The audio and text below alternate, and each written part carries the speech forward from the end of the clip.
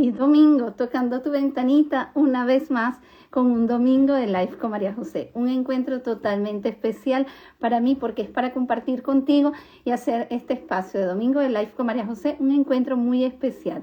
Hoy vamos a tener la segunda parte de un tema muy interesante acerca de los trastornos alimenticios en los adolescentes. Saludos a Nena, a Esperver, a D'Angela, a Carlos, a tanta gente linda, a Telma, a Pose, a tanta gente que se conecta en esta maravillosa plataforma y me acompaña domingo a domingo en un domingo de Live con María José. Los invitados del día de hoy son dos, de categoría mundial. Primero tenemos a la doctora María Alejandra Suárez, que es una neutróloga, maravillosa doctora que tiene grandes herramientas para enriquecer este tema. Ya estuvimos con ella en la primera parte, nos vamos a la segunda parte. Y bueno, yo muy enriquecida de tener a la doctora Suárez aquí presente y vamos a tener también como invitado al doctor Prado. El doctor Prado es un psicólogo que se especializa también en la parte de lo que son los adolescentes y vamos a trabajar un tema maravilloso. Ya veo que está una de mis invitadas ahí conectada. Vamos a esperar a que se conecte también el doctor Prado. Saludos a Carmen Correa, tenemos a Groschar y a tanta gente maravillosa. Vamos a ver de dónde se conectan, no sean tan vivarachos, díganme por dónde se conectan, por ahí, mientras yo voy colocando aquí el tema del día de hoy. Gente tan bonita. Ok, aquí familiares y gente tan linda que me acompañan el día de hoy. Ustedes no se imaginan la emoción que es para mí domingo a domingo porque ha sido una situación bien bonita de encajarnos en una conexión de temas interesantes que ustedes nos han pedido. Tenemos a Carmen Correa desde España. Bueno, tantas latitudes que se conectan en Domingo de Live con María José, desde Venezuela, Colombia, Perú, España, Portugal, Italia. Tanta gente se conecta y yo súper contenta. Y voy a colocar aquí el título del día de hoy, trastornos alimenticios. Trastornos alimenticios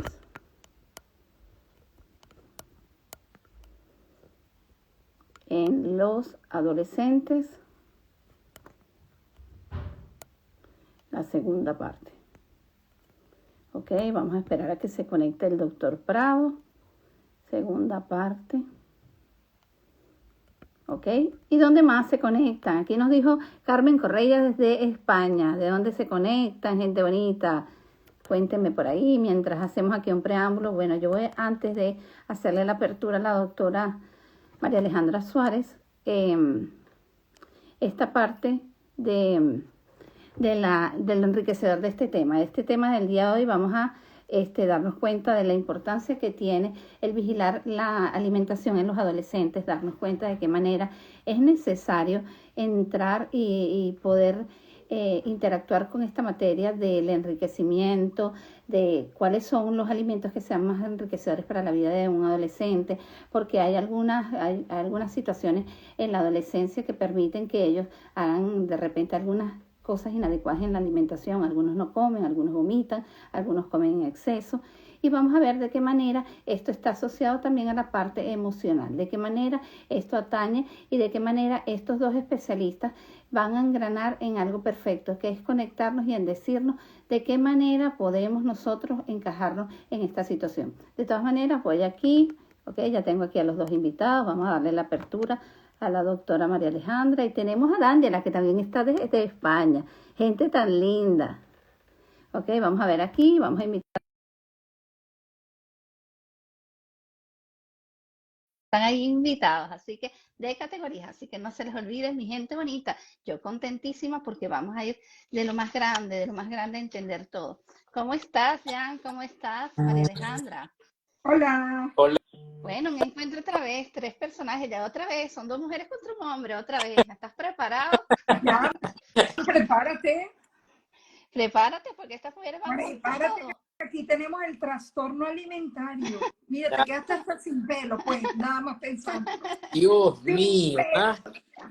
ya no Ah, tengo uno, mira. ya nada, ni trasplante, nada.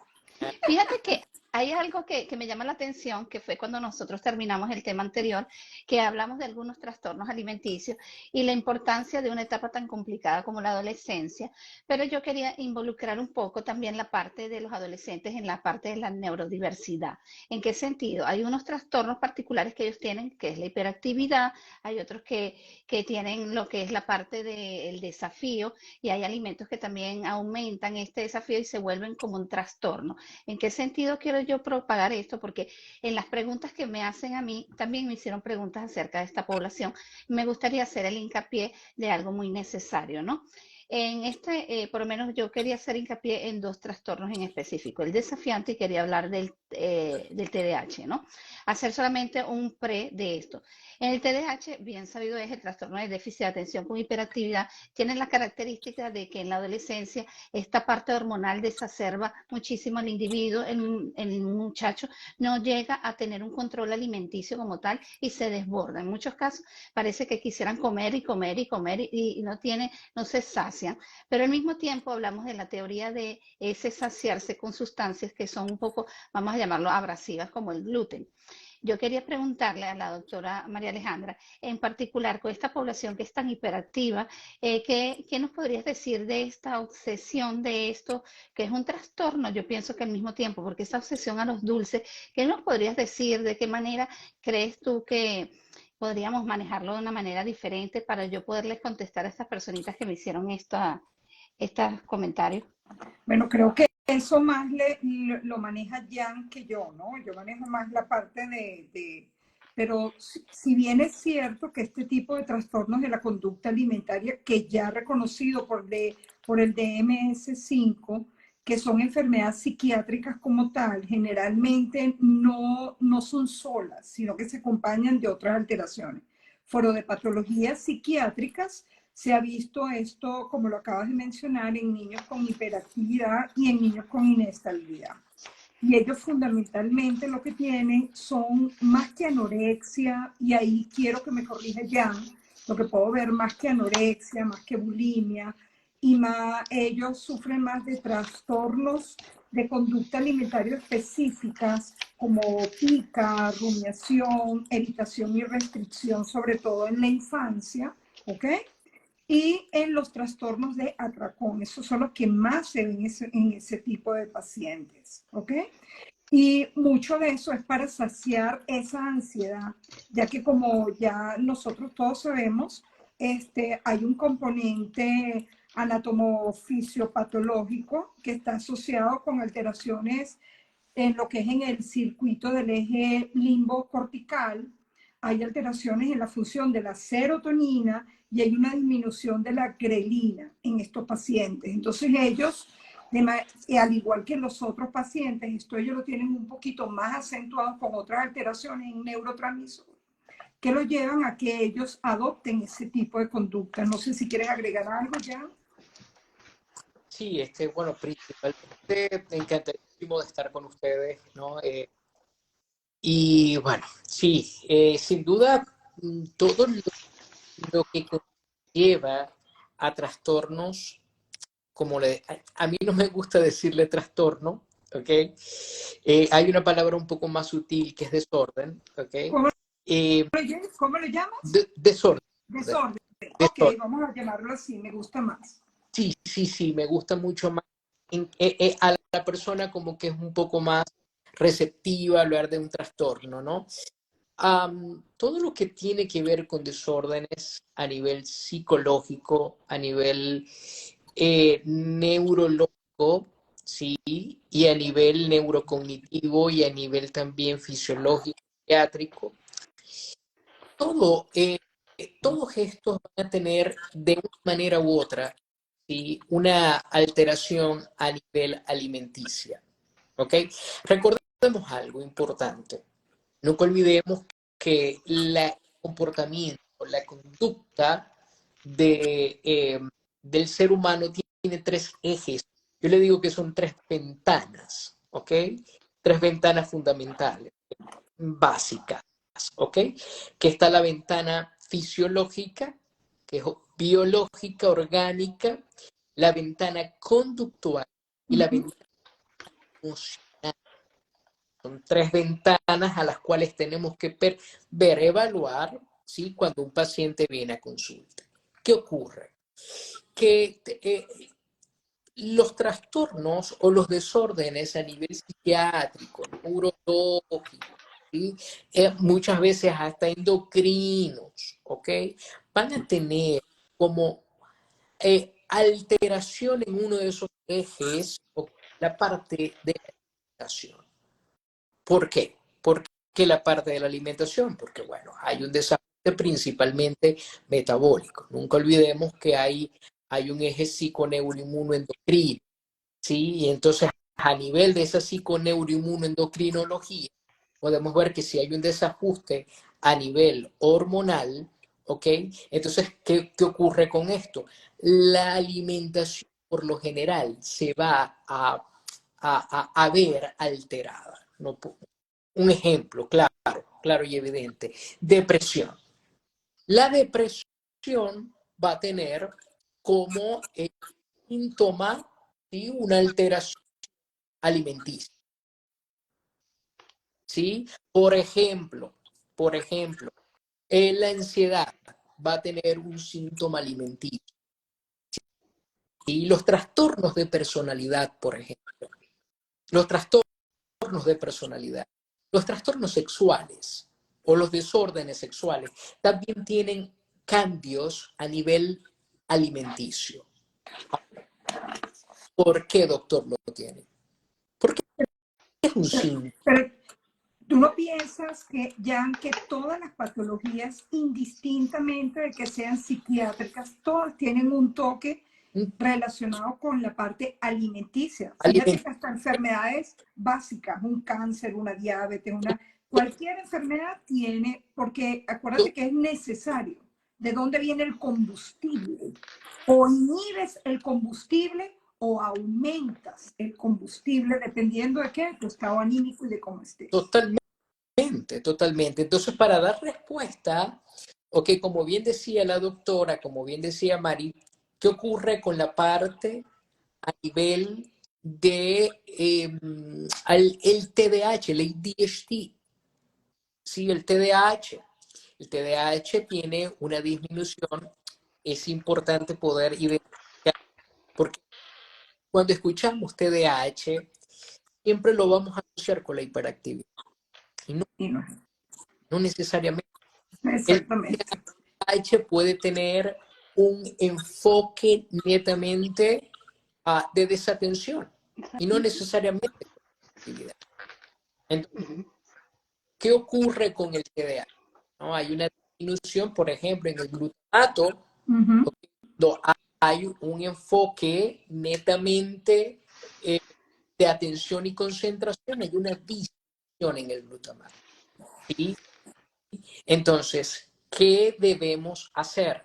Sí, debemos principalmente evaluar cómo está el contexto del paciente y si puede existir una alteración a nivel alimenticio. Porque el paciente le va a dar muchísima ansiedad de por sí, ¿ok? ¿En qué?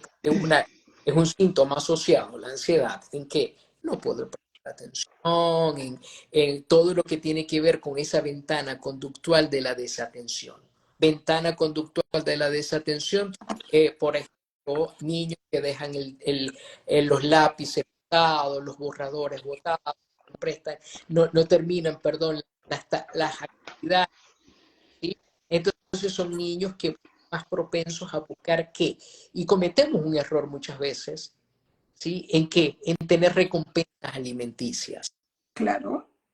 ¿Sí? Entonces, las recompensas alimenticias, por más allá de positivo que sea, puede generar entonces que se afiance lo que es el orden y que se afiance lo que es, que se agudice lo que es el trastorno.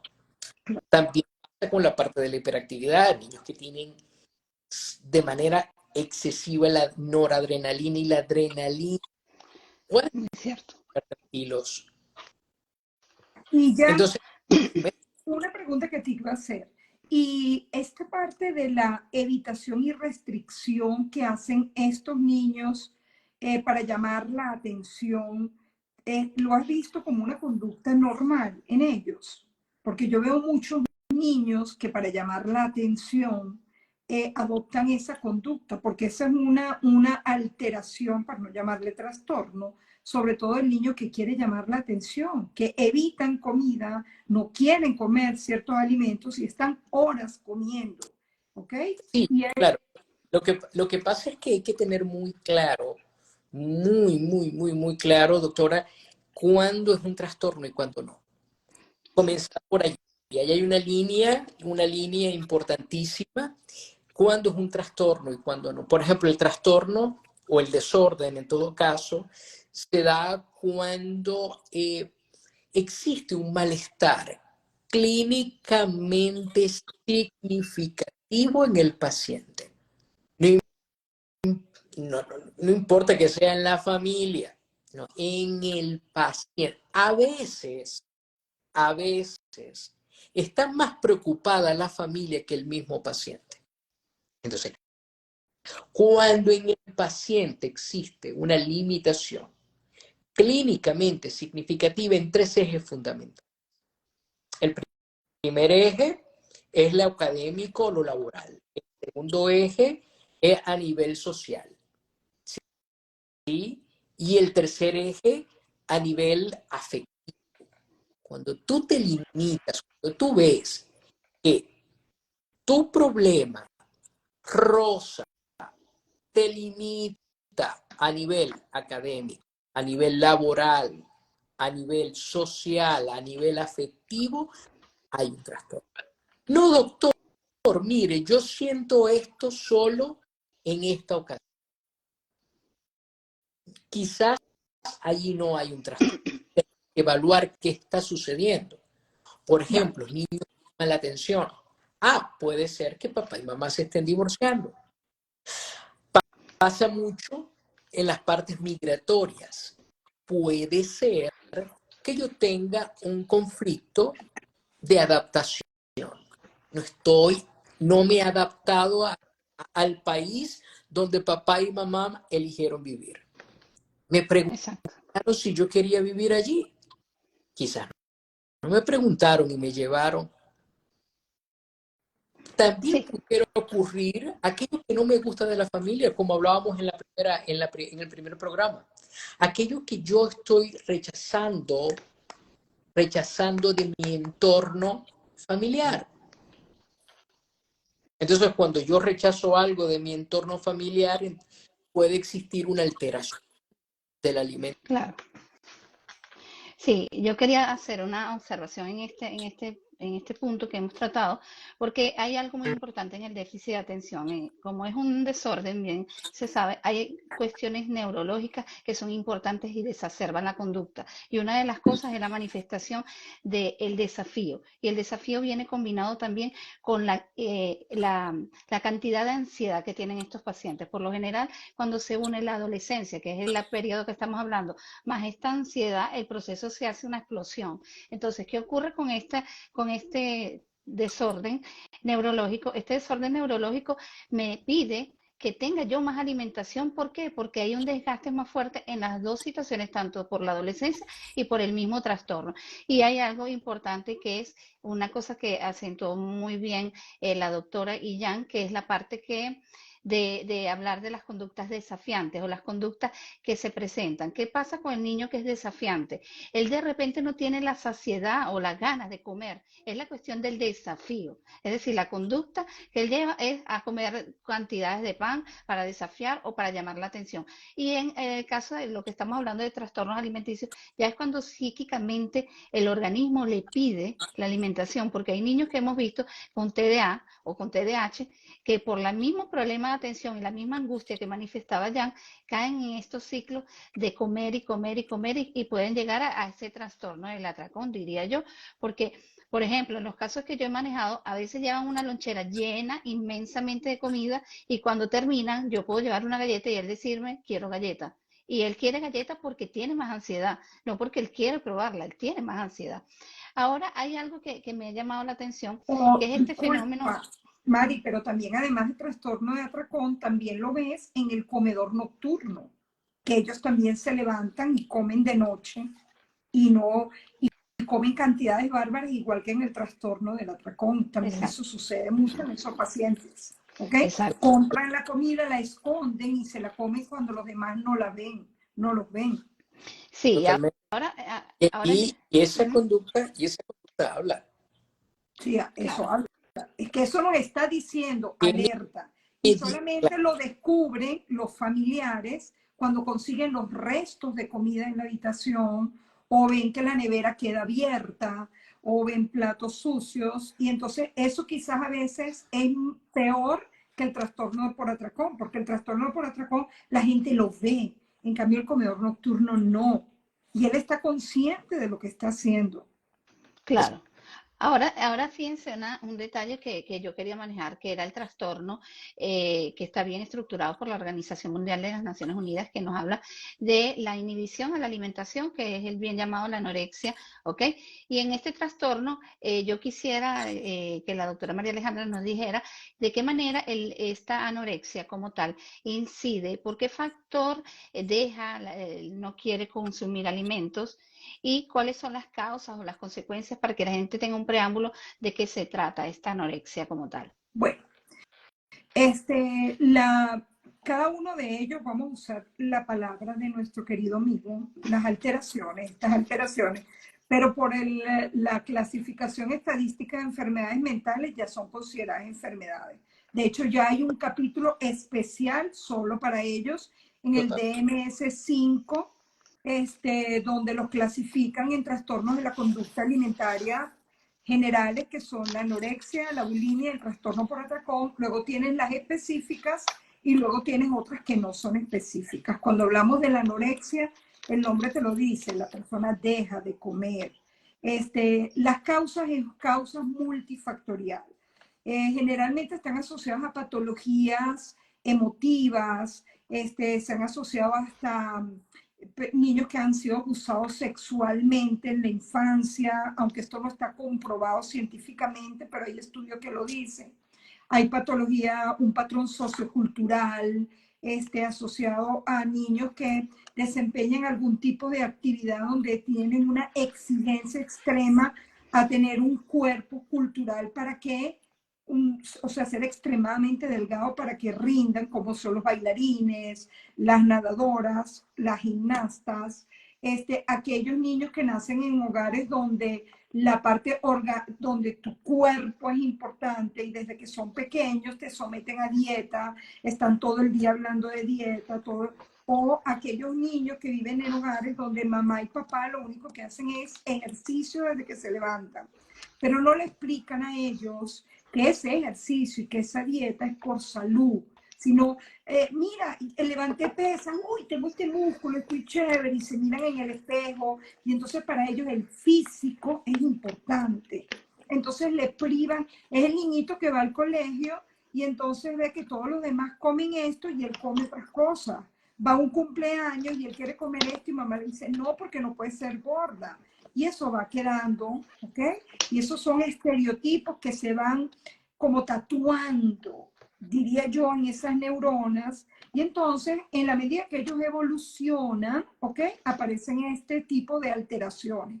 Incluso cuando uno tiene sospecha, los psicólogos utilizan un test que se llama el Eating Attitude Test, que son unas 26 preguntas que se le hacen a los niños y eso se va a clasificar de acuerdo a cada una de esas preguntas, se le da un puntaje y cuando el puntaje llega al número 20, eso por ejemplo te pregunta, ¿es importante la comida? ¿Cómo te ves tú? Son una serie de preguntas relacionadas con toda la comida y cuerpo y en esos niños entonces hay que tomar una alerta y correr a darles conductas porque de que lo pueden desarrollar, lo pueden desarrollar. Hay otro test que es ya cuando tú sospechas que lo tiene, que es el SOF. Son 5 preguntas. Con solamente una que lo presente, ese niño va a desarrollar una alteración de la conducta. ¿Por qué es importante el anoréxico? Porque el anoréxico deja de comer. Y al dejar de comer, ¿ok? Se puede morir. O sea, quiero que lo entienda la gente que lo está oyendo, porque si no comes, no hay combustible, te vas a morir, porque nosotros somos seres humanos perfectos. tú no comes, tu cuerpo se va a comenzar a consumir. Entonces tú ves la anoréxica, que el sitio más importante donde nosotros guardamos el último recurso de depósito son los cacheticos. Cuando ya el anoréxico pierde el cachete, corre, porque eso es grave. Eso es igual a cualquier cosa. Se puede morir de un paro cardíaco, se puede morir de una alteración renal, se puede morir de miles de cosas. Y lo peor es que no es nada más lo físico. Se pueden suicidar, porque tienen un alto, porque ellos nunca están conformes con ellos mismos. Y la Hay gente una, le dice, estás bien, física, estás muy delgado, pero la persona se siente gorda. Entonces, y puede haber la combinación anorexia con bulimia. ¿Ok? Entonces, Ok. más o menos eso era lo que querías que te respondiera. Sí, y una de las cosas es, por lo menos este componente tiene mucho que ver también con la parte emocional y la parte conductual y sobre todo, yo diría los estereotipos que ellos pueden ver a nivel del contexto social, ¿no? A nivel de la conducta, a nivel de las emociones, ¿qué nos puedes decir de este trastorno, Jan, acerca de cuál es la incidencia que conlleva a esta alteración de conducta alimenticia? Y bueno, antes quería saludar a Felicidad, a María Leso, que están conectadas, tanta gente bonita que nos manda manitas. ¿Y cómo nos puedes decir, Jan, esta parte de qué manera incide esto por la parte emocional y por la parte de lo que es la conducta que va a presentar esta persona posteriormente cuando ya tiene el trastorno?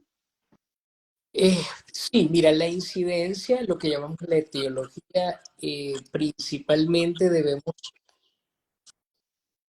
yo soy de los que parte que el análisis de la estructura de personalidad es fundamental para entender el paciente.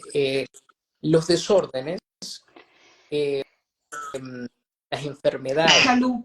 salud, Dios te Gracias, guarde y te favorezca. gracias. Mira, eh, Que no sea COVID. que no sea COVID, exactamente. Mira, bueno, eso es un síntoma como mira, sí, mira, es importante evaluar la estructura de personalidad principalmente, ¿no? Del paciente que está presentando una sintomatología como esta, ¿ok? ¿Por qué? Porque por lo general son estructuras donde existen muchas distorsiones perceptuales, cognitivas, ¿no? Entonces, esas distorsiones podemos trabajarlas, ¿ok? Podemos trabajarlas. Por ejemplo, la podemos trabajar y el paciente puede mejorar. Pero ¿qué pasa cuando esa distorsión es puesta en otro lugar? Que entonces ya no es la parte del cuerpo, sino es la parte Exacto. sexual, por ejemplo.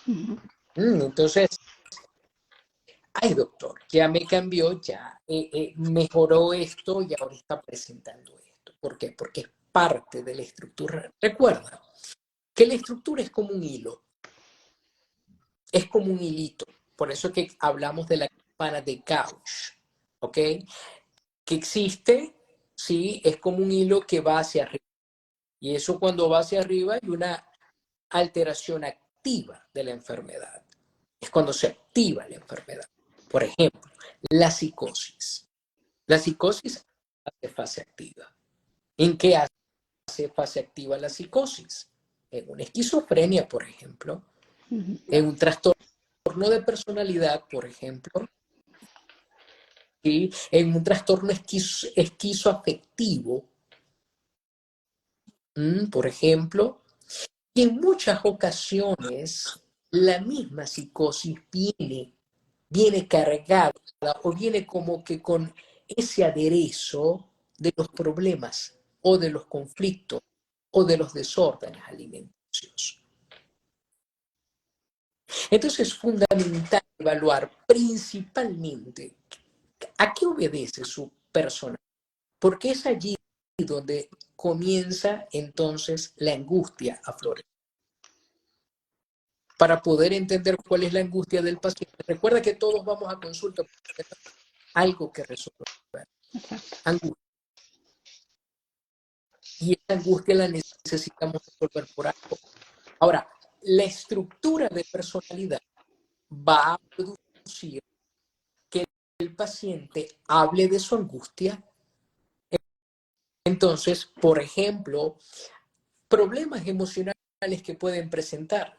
Mira, pueden presentar conductuales, pueden presentar depresión, por ejemplo, tristeza, sensaciones de soledad. Y yo quiero que subrayen esto, todos los que nos están viendo. Sensación de no ser entendido o entendida. Es impresionante cuando el paciente te viene a consulta. ¿Qué es lo primero que te grita? En el consultorio. Es decir, ¿qué es lo primero que te dice? No soy entendido. No soy entendida. Porque la familia quiere que... Entonces hay una reacción, ¿ok? Que va a comenzar a obedecer a un sistema psíquico de protesta que hace síntoma. Y hace síntoma a través de la devolución del alimento o de la anulación de lo que quiero comer. O de lo que comes. O de lo que como. Exactamente. Y no solamente de lo que como. De lo que me alimento y no sé de lo que me alimento. Exactamente. O sea, estoy comiendo y no sé. Dale para... ¿Ok? Entonces, fíjate que allí es importantísimo para las familias porque creo que lo importante de este live es que podamos dar herramientas y que las personas comiencen a escuchar también soluciones. Exactamente. Uno de los principales fundamentos en los problemas, en los desórdenes alimenticios en los adolescentes está en mamá, papá, cuidador, entiende, escucha, a sentir entendido al paciente, a tu hijo, a tu sobrino, tu nieto, tu hijo, tu hija.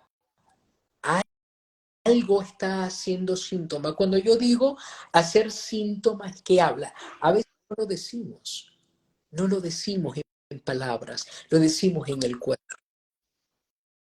El dicho de calla que tu cuerpo lo va a manifestar. Total. Todo lo que tú calles lo manifiesta tu cuerpo. Totalmente. Entonces, ¿qué ocurre con esto? Como decía Freud, colocamos el síntoma ¿dónde? En el cuerpo.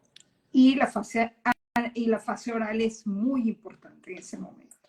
Exacto. Porque desde que naces, ¿qué es lo primero que hace un niño? Mamar. Total. Para poder vivir. Total. Entonces la fase oral es la más importante y es la que denota lo que tú acabas de decir. Es la que grita, te dice, aquí estoy yo, mírame, me tienes abandonado, yo quiero que me veas. Y lo puede hacer, como lo acabas de decir, o como de más, o no como, o vomito y me trago lo que vomité, o voy y me como, estoy todo el día masticando hielo, o agarro y como tierra, como cal, como esto, y todo eso entra dentro de los trastornos de la conducta alimentaria. Claro. Y no son...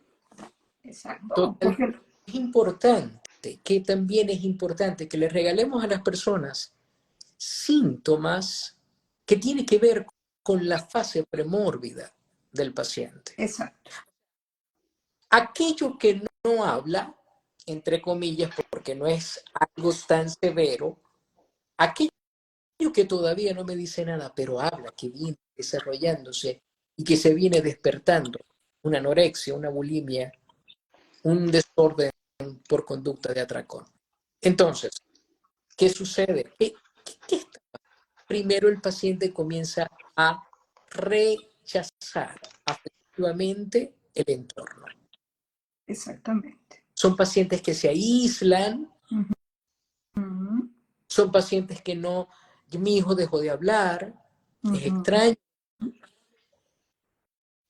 o estoy tan enfocada o tan enfocado en resolver mi problema que dejé de prestar la atención.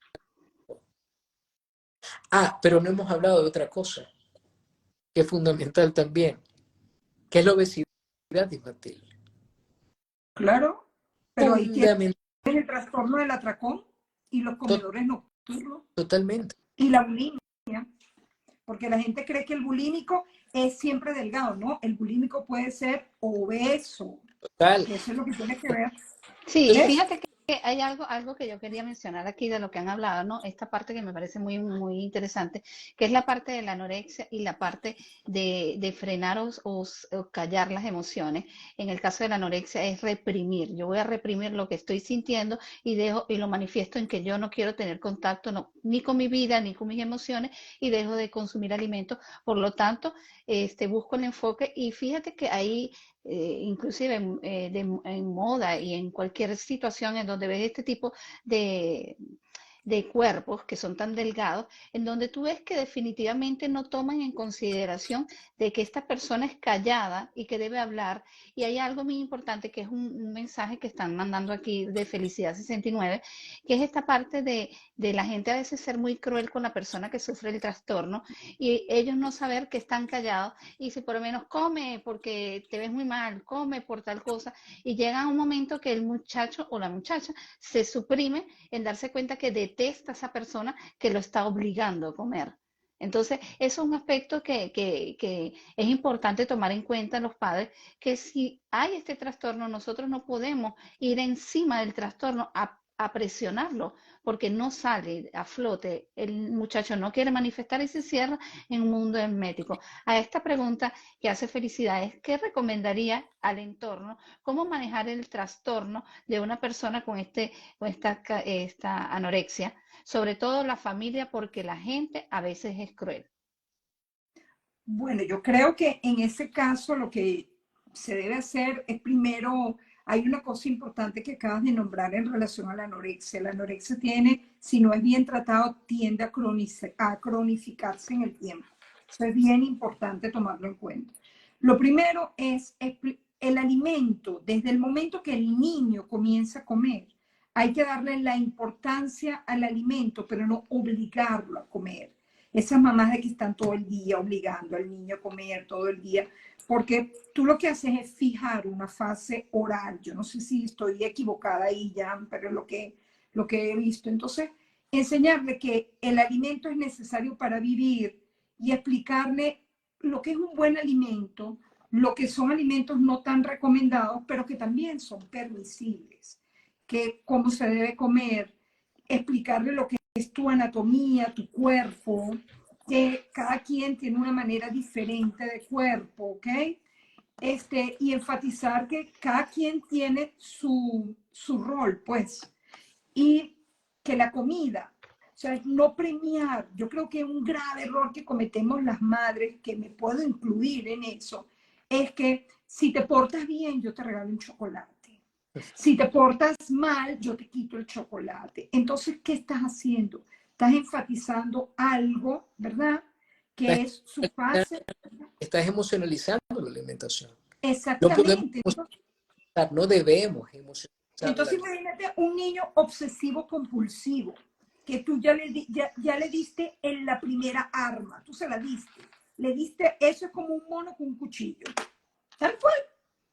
Tal cual es lo mismo.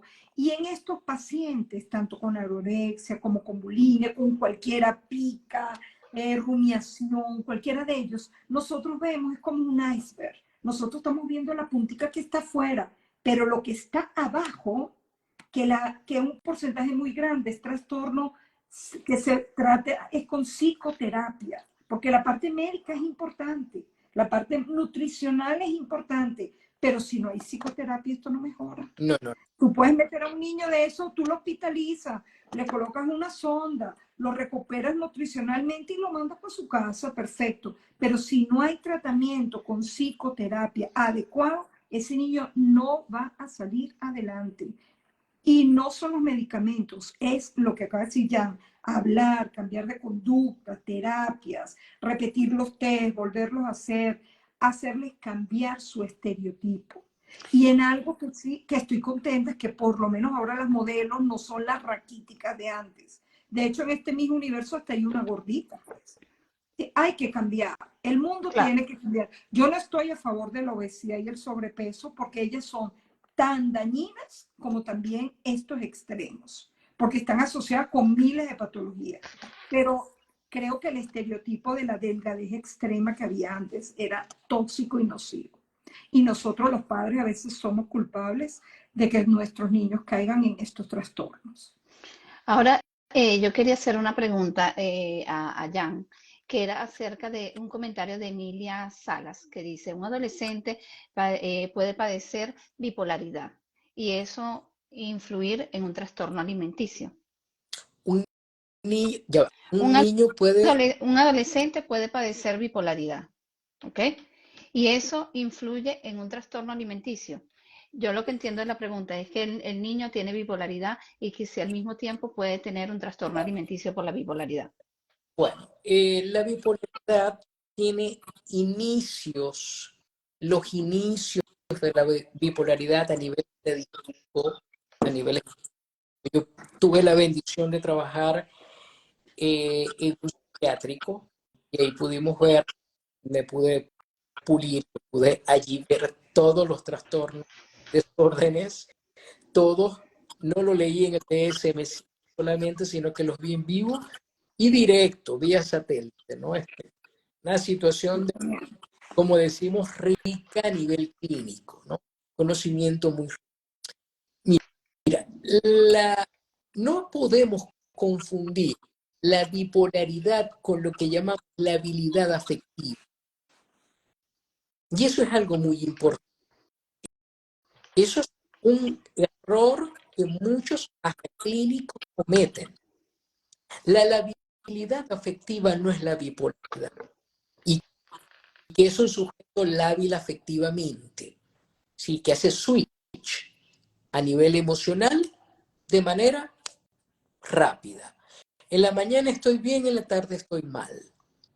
Bien, hoy estoy bien, mañana amanecí mal. Y eso es muy propio del adolescente, muy propio del adolescente porque hay un desajuste. Sus hormonas se están ajustando.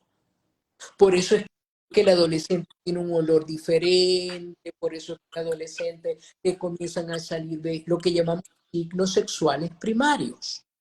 Le comienzan a salir vellitos. Entonces, no podemos confundir la bipolaridad.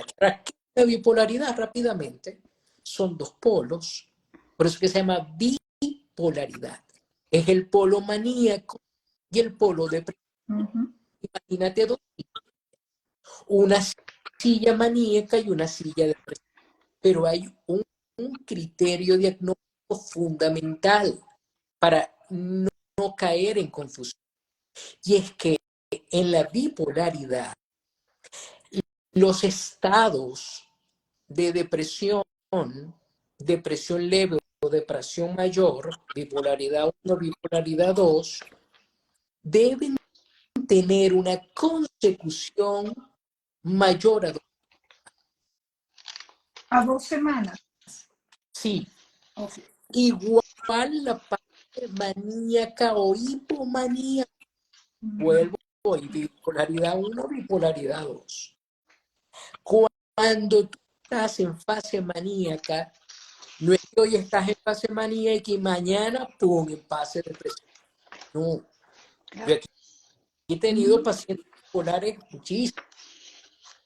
Hay una paciente, una señora ya que mira, encantadora a nivel clínico. Cuando estaba en fase maníaca, ya se iba con su cabello pintado de 3 colores a la clínica. Su collar, ya sabía que estaba en fase maníaca. Es decir, la fase maníaca tiene un tiempo de durabilidad igual que la fase de. Entonces, ojo con confundir la ¿Ok? bipolaridad con la bipolaridad. Ahora, el bipolar tiene un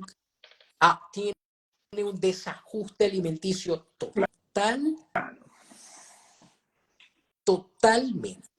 ¿Tú, me Porque imagino. tú consideras que él se ajusta o se agarra a los alimentos con esta fase de como saciar esa necesidad que tiene, ya sea de impulsividad o sea de tristeza, de emociones más inasertivas?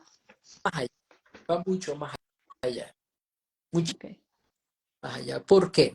Porque neurológicamente y endocrino, a nivel endocrino, el paciente con bipolaridad funciona de manera diferente.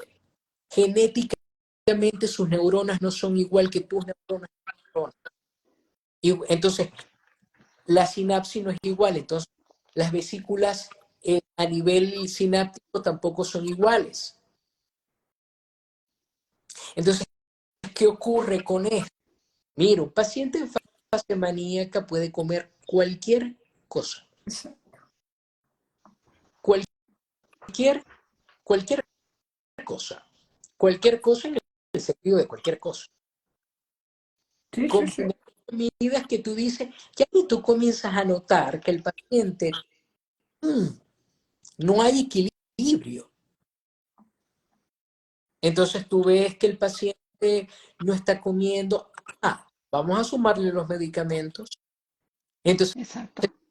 puede producir náuseas, puede producir muchas veces esas fatigas continuas, llenura, y a nivel gastrointestinal está más que estudiado y más que demostrado que el paciente con bipolaridad no hace una absorción clara de los De los, alimentos, sí, de los componentes. de los componentes en el intestino. Ay, ¿qué pasa con el bipolar cuando está en fase depresiva, doctor? Deja de No, alimentar porque no está en come. un depresivo mayor. Entonces, Claro. obviamente hay cambios. No es que va a tomar la alimentación y no es que va a ser un desorden de alimentación primario y un desorden bipolar secundario, no. La bipolaridad siempre va a ser un desorden primario. Eso tiene que ver más con el eje diagnóstico de nosotros los profesionales. Es decir, desorden primario, desorden O sea, que en ese caso para ti el trastorno alimenticio sería un desorden secundario total, a la bipolaridad. totalmente, Ok, ok. totalmente. Y en los casos, por ejemplo, de lo que habló María José, por ejemplo, esos niños que son inestables, de niños que tienen hiperactividad, también en esos casos tú tomarías este tipo de trastorno, de estas alteraciones como secundarias a el Como inicio. Ok. secundarias, como secundarias totalmente, ¿no? Total.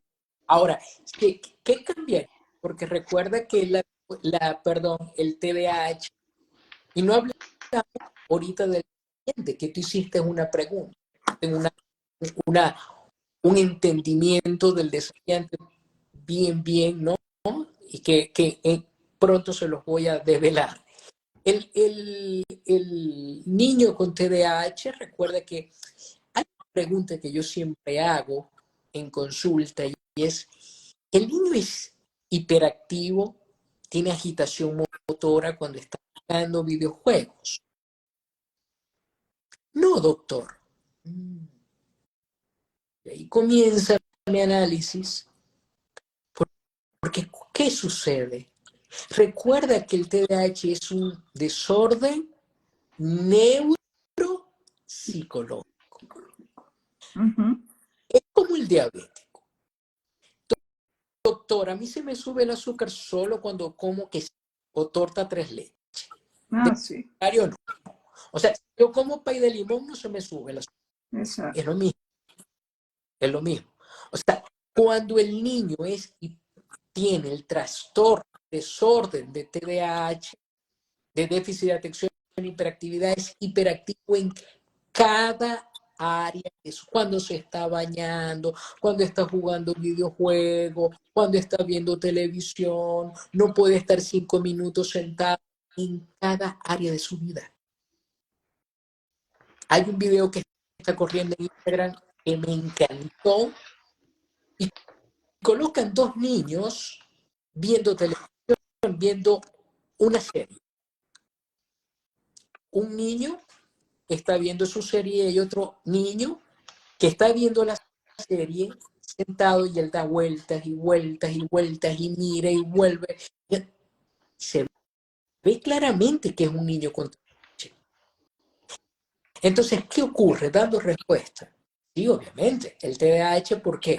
Porque me suma no solamente lo conductual, me suma lo fisiológico, me suma lo emocional. Entonces, toca las tres ventanas. Por eso es que el trabajo para el psicólogo clínico, el pedagogo, por eso es tan importante no trabajar TDAH con un solo especialista. Debemos trabajar el TDAH con un equipo multidisciplinario. No, y fíjate que hay un detalle, el nutricionista es sumamente importante para ese trastorno, Igual sumamente importante. el trastorno alimenticio. Claro. Sí, Entonces, Nosotros somos lo que comemos. claro, sí, porque fíjate que es increíble que solamente se habla de la teoría del gluten, hay mucha gente que debate que el gluten no, pero al darles una simple dosis pequeña a un niño con TDAH, la alteración es increíble. Ahora yo quería hacerles una pregunta que está haciendo aquí María Elena So, que dice, ¿qué pasa con el miedo que padecen las personas que sufren de anorexia a no volver a caer? ¿Qué nos podrías decir, Jan, de esto? bueno, el miedo es una excelente, maravillosa pregunta, porque existen dos tipos de miedo, el miedo agudo y el miedo estado.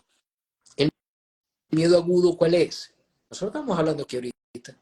De repente allí donde tú estás, no sé, te escucho un disparo. ¿Tú vas a tener miedo? O tú sientes una explosión muy grande, allí va a haber un miedo, te va a paralizar. Es momentáneo. Ahora existe un miedo estado, que es un miedo natural, que es cuando, por ejemplo, nos vamos a someter a una cirugía o un tratamiento médico.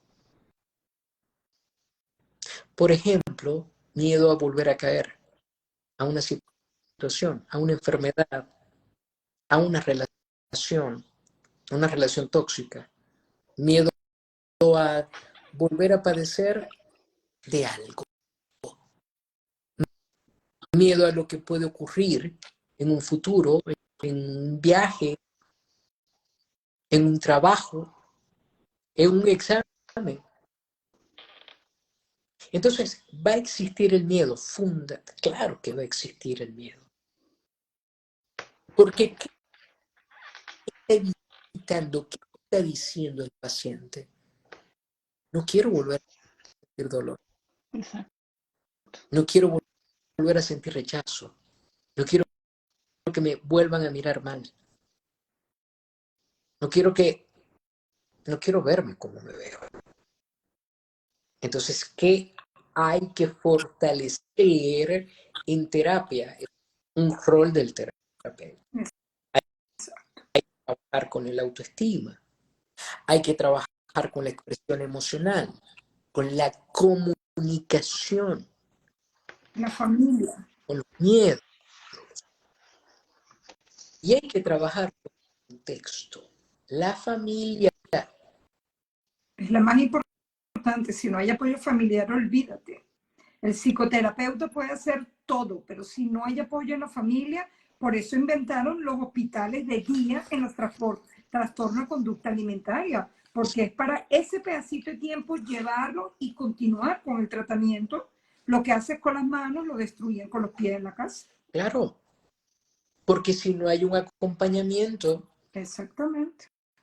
y el acompañamiento no es, vamos, yo te llevo, no, estoy contigo, te Exacto. entiendo, ven acá, te abrazo, lloremos juntos, seamos empáticos, lloremos juntos si tenemos que llorar. Exacto. Si tú tienes un down, lloro contigo si tú tienes el down, no te voy a criticar si tienes el down, si tienes el bajo. Y una recomendación que doy a la familia que trabajar en este tipo de situaciones, el día a día. No trabajemos con el mañana. Vamos a trabajar un día a la vez. Que hoy domingo sea el mejor día. Mañana veremos. Exacto. Si hoy te sentiste bien, qué bueno, vamos a descansar. Mañana vamos a ver. Mañana es Es otro otro día. día, es otra cosa. Es otra cosa. Exactamente. ¿Por qué? Porque por lo general el paciente con bulimia, por ejemplo, va a tener miedo de volver a vomitar y se va a sentir frustrado de vomitar y siente que el tratamiento para atrás. No, vamos un día a la vez. Exactamente. Igual es decir, con cada conductual en cada uno de los desórdenes, Sí. con cada manifestación conductual. A eso me refiero. Fíjate que yo iba a comentar algo, Jan, y disculpa que te interrumpa, pero hay algo muy importante en esta pregunta que me llama mucho la atención, que es el miedo, pero el miedo también es el no saber qué comer en estas personas. Y yo pienso que hay un rol muy importante también de la figura del nutricionista en relación con la familia. ¿En qué sentido? El nutricionista debe dar herramientas, más no debe, porque existen casos en donde se puede dar una dieta, pero tú tienes que ver cuál es el contexto de los alimentos que pueden ser buenos o puede ser beneficioso y hacer una educación a nivel de lo que es la comida. Porque de repente la persona puede caer porque de repente su madre le dijo que comió mucho pan y no la quiere ver gorda, o de repente pasa porque no hay esa cultura de saber comer y ni qué es lo bueno ni qué es lo malo. Y entonces, ¿qué pasa? Ahí hay una incertidumbre. Yo pienso que hay un factor de miedo bien importante que en psicoterapia hay que trabajarlo constantemente con esta persona, que es el miedo a no aceptar totalmente lo que es mi cuerpo y no aceptarme yo misma. Entonces, ¿qué ocurre? No aceptarme yo misma y darme cuenta que cambié, que evolucioné, es algo fuerte. Entonces, hay otra cosa que yo les iba a plantear aquí, que nos habla Felicidad 69, que dice, ¿cómo saber si está iniciando o se podría detener con ayuda? ¿Qué creen? ¿Qué características crees que nos podrías decir, María Alejandra, de qué características tiene la persona con anorexia que puede determinar, por lo menos decirme tres y Jan también tres, eh, para saber que esta persona está en camino de este trastorno? Bueno, primero cuando tú ves un niño, como lo dijo bien Jan, una persona, un adolescente, básicamente que se aísla, deja de comer, no compra deja de comer, a la hora de comer se siente mal, me duele la cabeza, siempre inventa algo para no sentarse a la mesa, comer.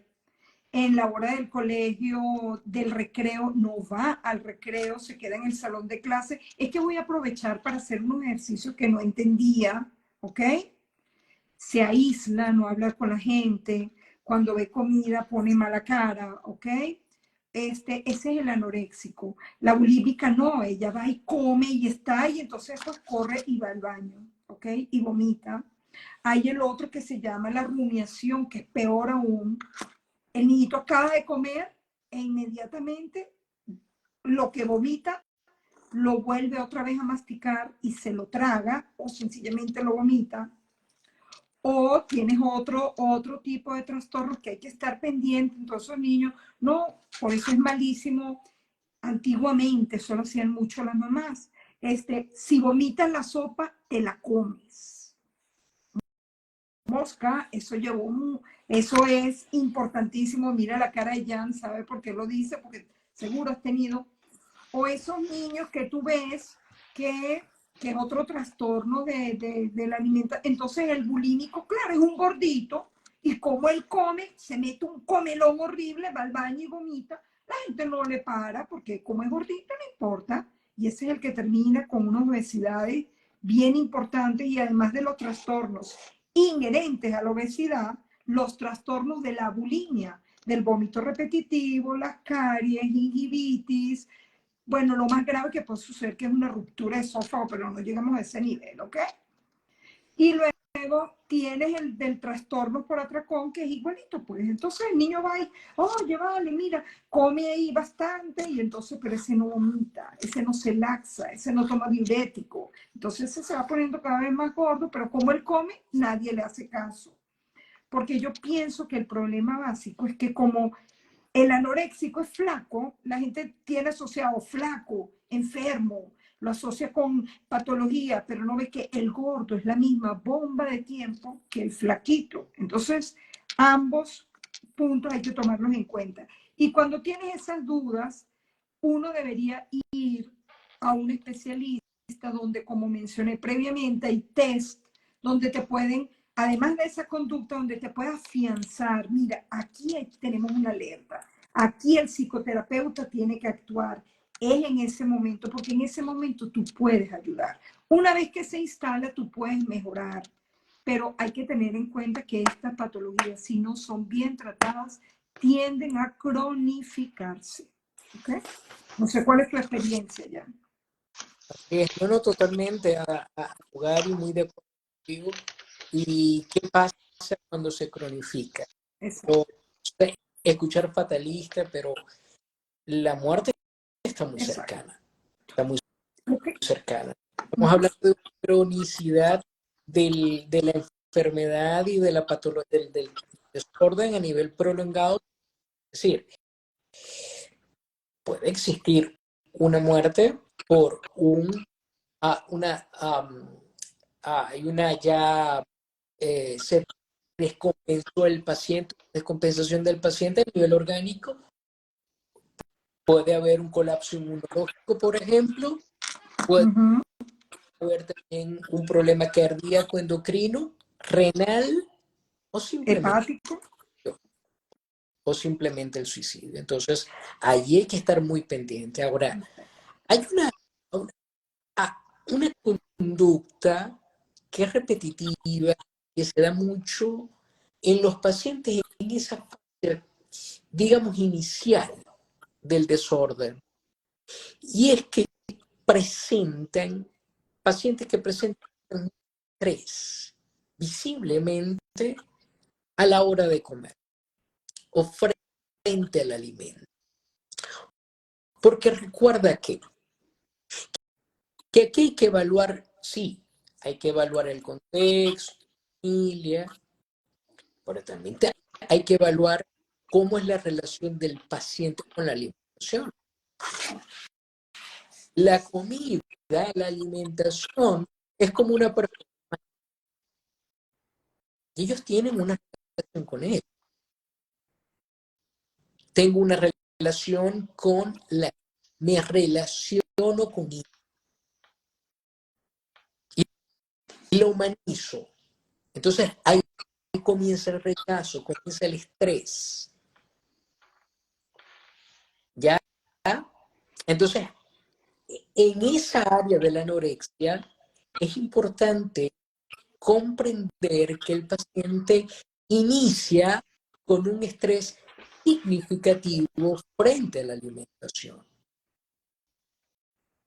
Va a buscar cualquier excusa para me voy a estresar, me va a comenzar a caer mal. Exacto. Me cayó mal la comida porque comí con estrés. No, pero eso no es que se dio un día. Ojo, no queremos tampoco maximizar la cosa. No es que tú llegaste del liceo, venías estresado por un examen, te cayó mal, doctor, tiene anorexia. No, tiene que ser activo, ¿no? Cuando tú ves que esa conducta comienza a repetirse, tú dices, aquí está pasando algo. Exactamente. Y una recomendación que te voy a dar. Lo principal que debes hacer es llevarlo al pediatra. Y el pediatra, el médico primario, en todo caso, el médico de tu preferencia, que conecte con el psicólogo. El psicólogo no es... Me explico. Sí, Cada sí. tiene su área, el psicólogo no es nutricionista, el nutricionista no es psicólogo. Exacto. Yo no sé si estás de El acuerdo. nutricionista no debe tratar esas partes emocionales que tú estás hablando. Exacto. Por eso es que trabajar en comunicación en conjunto Exactamente. con los especialistas es fundamental para sacar al paciente de la... Exactamente. Es que yo lo veo como una pirámide, donde está el psicoterapeuta, porque yo pienso que es importante el nutricionista y el médico, porque Exacto. aquí esto se puede manejar, pero si tú manejas esta base y no tienes esto, este cambio aquí arriba, olvídate, somos cuerpo, mente y alma. Si tú no cambias, si no bajas ese switch de ese estrés que acaba de decir la comida, olvídate que... Y ahí acabo de leer una de las preguntas que pregunta que si ha habido gente que se haya suicidado por anorexia. Uf, modelos.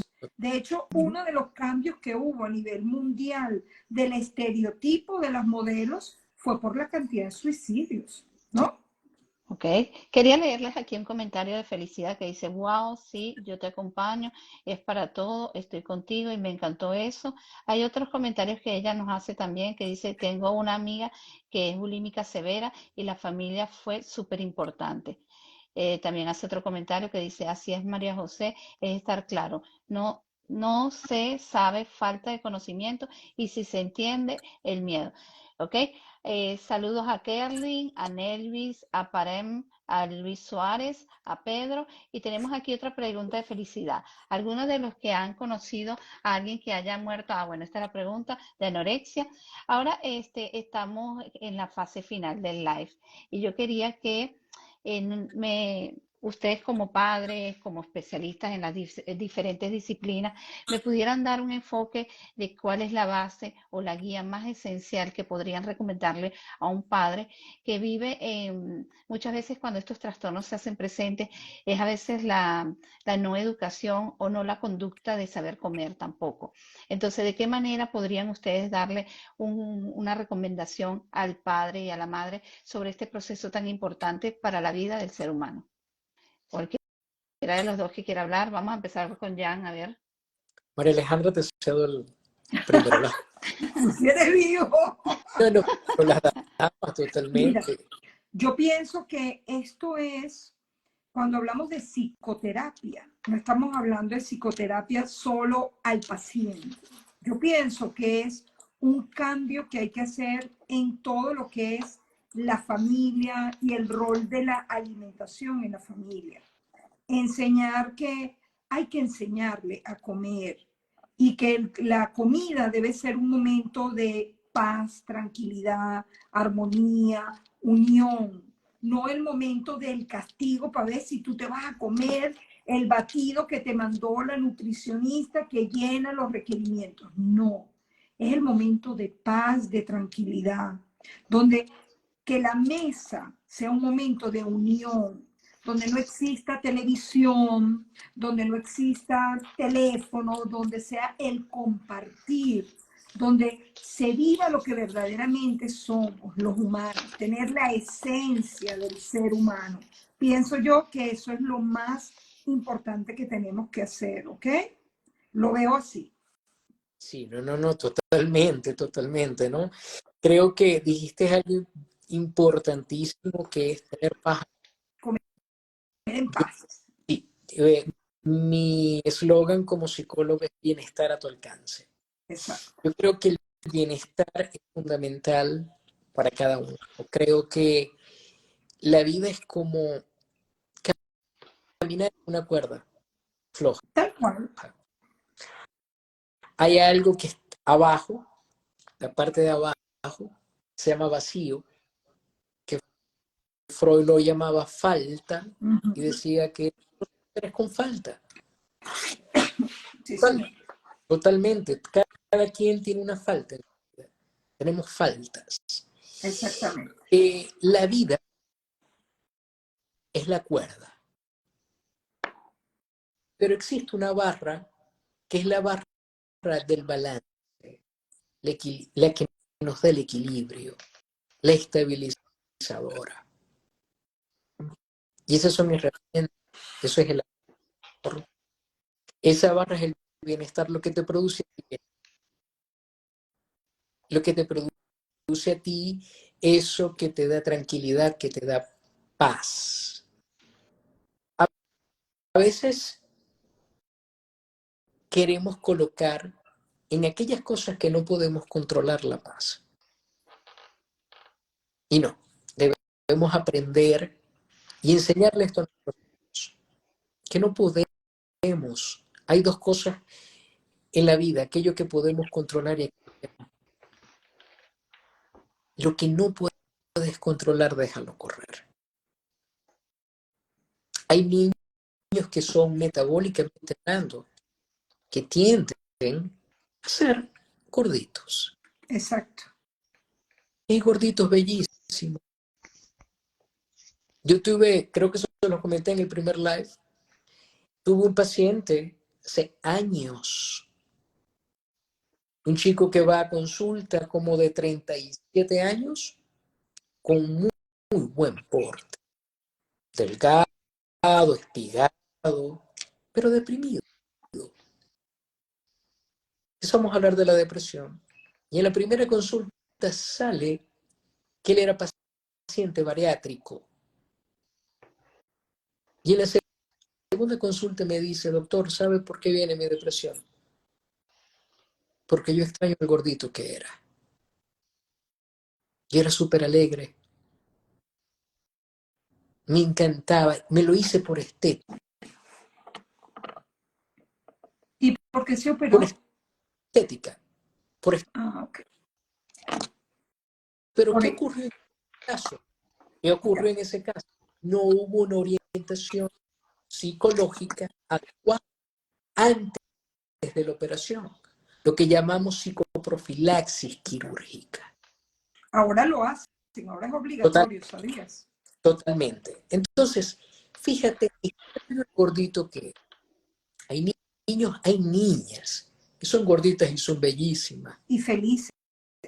y felices. Yo creo que el bienestar es fundamental para cada uno de nosotros. La vida va a seguir siendo esa cuerda. Siempre va a haber un vacío, una falta. Si tú miras siempre el vacío, te puedes caer y te va a dar miedo. Concéntrate en aquello que te equilibre en tu vida. Aproxímate al bienestar. Enséñale a tu hijo que comer es saludable. Exacto. Comer es rico, sí, muy bueno, que también es saludable. Exacto. Las emociones son las caricias positivas, No con la comida. no para la comida. Y punto 3, tenga o no tenga tu hijo un desorden, acompáñalo, hazlo sentir entendido y, ¿A no sentir? entendido y atendido. Atiéndelo. La vida son momentos, son episodios. No te saltes de un episodio a otro. Ok. Vive el episodio de hoy. Este episodio va a tener oportunidades, va a tener conflictos. Aprovecha la oportunidad y el episodio que estás viviendo en el día de hoy. Un día a la vez. Pon tu mente que produce. Estoy de acuerdo. Eso es. Fíjense, aquí tenemos. De hecho, yo Ajá. digo que la vida es un ratico y hay que aprovecharlo, pero es hoy. Lo que pasó no lo vas a modificar y el mañana no sabes lo que va a haber. Pero este tipo de patologías existen y cada día más nos damos cuenta que estas patologías están enfocadas a algo y es lo que tú acabas de decir. Esa falta de tocar, mamá, papá, ¿sabes? Entonces, ese cariño, ese beso, esa atención vale más que cualquier cosa que tú le puedas dar. El dinero se lo lleva, la comida se lo lleva. Solamente ese beso que le diste el día adecuado puede hacer muchos milagros que otras cosas no las puede hacer. Claro, Lastimosamente no hay una enciclopedia ni un libro que diga qué es ser una buena o qué es ser una mala madre o una buena madre o un buen padre o una buena madre. Pero yo lo que he notado con el cambio del tiempo es que la gente ya enfoca más esa parte, la parte emotiva, de ver que el ser humano no es solo un cuerpo, somos cuerpo, mente y alma. totalmente. Es más, fíjate que, María Alejandra, que uno de los, una de las palabras, como decimos en psicoanálisis, significantes que más se repite en la consulta, en la anorexia y en la bulimia es, y en el trastorno por atracón, es no me siento saciado. No me siento saciado. Y mi pregunta es, ¿de qué no te sientes saciado? La saciedad tiene que ver con lo emocional. Exactamente. Entonces, si no aprendemos a alimentarnos primero de lo emocional, vamos a ir corriendo a alimentarnos primero cuando vienen Sí, los sí, sí. años. Bueno, aquí tenemos un comentario de Carmen que nos hace, de Carmen Correa, que nos hace un comentario aquí, ya lo perdí el comentario. Los padres no saben comer, ¿cómo enseñar a los hijos? Bueno, yo quisiera que Alejandra, si pudieras escribirnos tu contacto allí para podernos conseguirte en las redes, igual Jan, y yo voy a ir cerrando este live. Bueno, hoy contamos con Me dos encantó acompañantes hablar contigo, maravillosos. Jan. Hoy, Chévere. Igual para mí, me encantó hablar contigo, contigo también, María José. Mira, Igualito. encantadísimo de estar con ustedes en este vivo de hoy. La pasé súper y gracias por la oportunidad de poder psicoeducar y ser de bendición para muchas personas Sí. que nos pudieron ver. Yo creo ok, que eso es lo quería más yo. importante, que dejemos un legado de humanidad en cada uno de nosotros, más que la parte científica. Creo que eso es lo que hace falta ahorita en el tiempo que estamos viviendo. Fíjense, hoy vivimos el tema de los trastornos alimenticios en los adolescentes. Padre y madre no existe, como muy bien lo dijo la doctora, no existe un libro específico, pero sí sabemos que fallamos a nivel de lo que es la alimentación. Debemos buscar la manera de educarnos y sobre todo educarnos a nivel de cómo llevamos las relaciones interpersonales con nuestros hijos. Darse cuenta que tener un hijo es un tesoro maravilloso. Mucha gente no tiene la oportunidad y tú que tienes la oportunidad, evaluar, observar y disfrutar cada momento. Y el momento de la comida es un momento importante para entregar todo el amor, porque los alimentos se relacionan mucho con esta parte emocional. Enseña a tu hijo el valor de qué es tenerlos y no tenerlos. Y sobre todo, en la repercusión del mañana al no tener una alimentación adecuada. Si es necesario evaluar, porque ves que hay una situación de las que manifestamos en este live, ya sea aislamiento, ya sea reprimir los alimentos o no sentir ganas de comer o sentir esa saciedad, no estar saciado, debes buscar ayuda inmediatamente porque esto siempre va a repercutir en el futuro y no queremos que pase a una crisis más desencadenante que pueda atentar contra la vida de un adolescente. Muchísimas gracias a ustedes que estuvieron presentes en este live, a toda esta gente bonita con estos comentarios maravillosos. Y bueno, yo muy encantada. Un abrazo enorme de mi parte para ustedes dos. Y bueno, les deseo lo mejor y que tengan un feliz domingo. Gracias, María José. Chao, chao, Jan. Chao a todos. Gracias, papá. Bye.